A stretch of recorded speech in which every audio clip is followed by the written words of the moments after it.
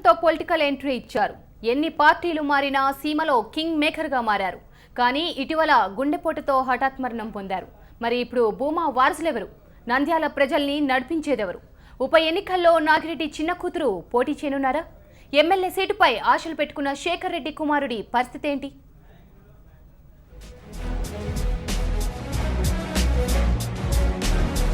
నంద్యాల ఉప ఎన్నికలు రసవత్తరంగా మారుతున్నాయి. ఎమ్మెల్యే సీటు కోసం ఒకే కుటుంబానికి చెందిన ఇద్దరు పోటీ పడుతున్నారు. అన్నా చెల్లెళ్ల పేర్లు తెరపైకొస్తున్నాయి. దీంతో భూమా వారసులెవరు, టీడీపీ అధిష్టానం ఎవరికి టికెట్ ఇస్తున్నారన్న ఉత్కంఠ నెలకొంది.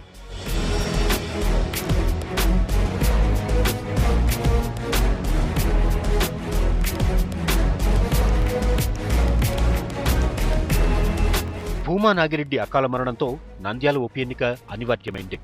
అక్కడి నుంచి పోటీ చేసేదెవరనే అంశం ఆసక్తికరంగా మారింది. భూమా చిన్న కూతురు నాగమోనిక పోటీ చేస్తారన్న ప్రచారం జోరుగా సాగుతోంది. తెలుగుదేశం పార్టీ హైకమాండ్ సైతం ఆమెను రంగంలోకి దించేందుకు ప్రయత్నాలు చేస్తోంది.